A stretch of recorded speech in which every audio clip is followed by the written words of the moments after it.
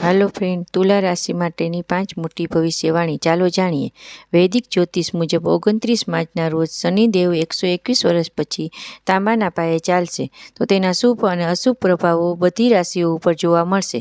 પરંતુ તુલા રાશિના લોકો માટે ખૂબ શુભ ફળ મળશે. જ્યોતિષશાસ્ત્ર મુજબ 29 માર્ચથી શનિદેવ મીન રાશિમાં ગોચર કરશે, જેના કારણે તુલા રાશિના લોકો તાંબાના પાયે આધાર બનશે. આ તબક્કો તુલા રાશિના જાતકો માટે ખૂબ જ ભાગ્યશાળી સાબિત થશે. તુલા રાશિના લોકોને આ સમય દરમિયાન શનિદેવના ઘણા આશીર્વાદ મળશે અને શનિદેવની કૃપાથી તેમને આવતી અડચણો દૂર થશે. 29 માર્ચ તુલા રાશિ માટે એક ખાસ ભેટ લઈને આવશે. જ્યોતિષશાસ્ત્રમાં શનિદેવને સૌથી ક્રૂર ગ્રહ માનવામાં આવે છે, કારણ કે તે વ્યક્તિને તેમના કર્મ અનુસાર ફળ આપે છે. શનિ એકમાત્ર એવો ગ્રહ છે કે જે તેને સૌથી ધીમી ગતિએ ફરે છે.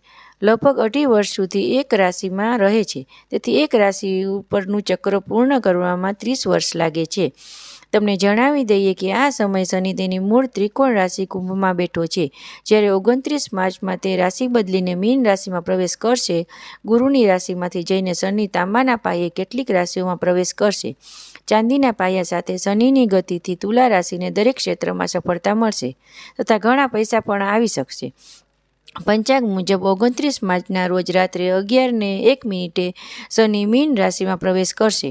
આવી સ્થિતિમાં શનિ 3જા, 7મા અને 10મા સ્થાનમાં રહીને તાંબાના પાયે પ્રવેશ કરશે. આવી સ્થિતિમાં શનિદેવને તુલા રાશિમાંના જાતકોના દરેક ક્ષેત્રમાં સફળતા અપાવશે. તુલા રાશિના જાતકો માટે આ સમય ખૂબ જ શુભ સાબિત થશે. તો તુલા રાશિના જાતકો માટે આ વિડીયો ખૂબ જ ઉપયોગી થશે.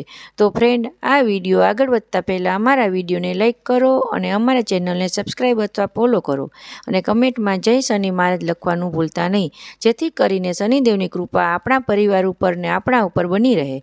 તો ચાલો જાણીએ મોટી ભવિષ્યવાણી. નંબર 1. તુલા રાશિની પહેલી ભવિષ્યવાણી કહે છે કે 29 માર્ચના રોજ જ્યારે શનિદેવ પોતાની રાશિ કુંભ છોડીને ગુરુ અને મીન રાશિમાં પ્રવેશ કરશે, ત્યારે તે તમારા માટે ખૂબ જ શુભ સાબિત થશે. તમે તમારી વ્યવસાયમાં પ્રગતિ કરી શકશો. શનિદેવનું તાંબાના પાયે તમને ઘણા ફાયદા કરાવશે. 29 માર્ચથી તમારો સમય સોનાનો રહેશે. તમારા કારકિર્દી બનાવવા માટે તમારા માટે ઘણા રસ્તા ખુલશે. શનિદેવની કૃપાથી આ દિવસોમાં તમારા ઉપર રહેશે, જેના કારણે તમારા જીવનના કાર્યો પાટા ઉપર આવી જશે. 29 માર્ચથી શનિદેવની કૃપાથી તમને તમારા મહેનત ઉપર પરિણામ મળશે. અને જો તમે પોતાનો નવો વ્યવસાય શરૂ કરવાનું વિચારી રહ્યા છો, તો આ સમય દરમિયાન તમારા આવેલા પ્રયત્નો સારા રહેશે અને તમને સારો ફળ મળશે. નંબર 2. તુલા રાશિની બીજી ભવિષ્યવાણી. 29 માર્ચના રોજ શનિદેવ મીન રાશિમાં પ્રવેશવાથી સાથે જ તુલા રાશિને જાતકો પર ઘણો ખૂબ સારો પ્રભાવ પડશે. 29 માર્ચથી શિક્ષણ ક્ષેત્રે સંકળાયેલા લોકો માટે ખૂબ અનુકૂળ રહેશે. આ સમય દરમિયાન જો તમે કોઈ પરીક્ષાની તૈયારી કરી રહ્યા હોય તો તમને સારા પરિણામો મળશે. શનિદેવની કૃપાથી તમારો વિચારો સારા, તેથી તમને તમારા જીવનમાં શાંતિ અનુભવી શકશો. જે વિદ્યાર્થી વિદેશમાં જઈને ભણવાનું વિચારી રહ્યા છે, તો તેમને સફળતા મળશે અને આ સમય દરમિયાન તમારું સપનું પૂરું થશે. ત્રીજી ભવિષ્યવાણી. આ સમય દરમિયાન તમારા નાણાકીય ક્ષેત્રમાં ઘણા ફાયદા થશે. આ સમય દરમિયાન તમારા આવકમાં વધારો થશે. શનિદેવની કૃપાથી પ્રગતિના નવા માર્ગ ખુલશે. તમને એક પછી એક સફળતા મળશે. તમારા ખર્ચા ઓછા થશે, તેથી તમને તણાવમાં મુક્ત જીવન જીવી શકશો. જો તમે તમારી નોકરી બદલવાનું વિચારી રહ્યા હોય તો આ પ્રકારના પ્રયાસોમાં સફળતા મળશે. ઉપરાંત તમને જણાવી દઈએ કે ઘણા સમયથી તમારું ઘર ખરીદવાનું માગતા હો, તો આ સમય દરમિયાન તમારું સપનું પૂર્ણ થશે. શનિદેવના આશીર્વાદથી આ સમય તમારા માટે ફળદાયી રહેશે. ચોથી ભવિષ્યવાણી. 121 વર્ષ પછી શનિદેવ તાંબાના પાયે તુલા રાશિમાં ઘણા ફાયદા થશે. આ સમય દરમિયાન તમારા પરિવારને અને લગ્ન જીવનમાં ખૂબ સારા પરિણામો આવશે. શનિદેવના આશીર્વાદથી તમારા લગ્ન જીવનમાં મધુરતા આવશે. તે લોકોને લગ્ન જીવનમાં મતભેદ ચાલી રહ્યા હોય તો તેમની સમસ્યાનો અંત આવશે. પરિવારમાં કોઈ મતભેદ હોય તો તેનો પણ અંત આવશે, પરંતુ આ માટે તમારે પ્રયત્નો કરતા રહેવા પડશે, જેનાથી તમને અનુકૂળ પરિણામ મળે. ઉપરાંત જે લોકો લગ્ન જીવનમાં મૂંઝવણ ઊભી થતી હોય તો સમાપ્ત થશે. જે લોકોને કોર્ટમાં ઘણા વિવાદો ચાલી રહ્યા હોય તો તેનો પણ અંત આવશે.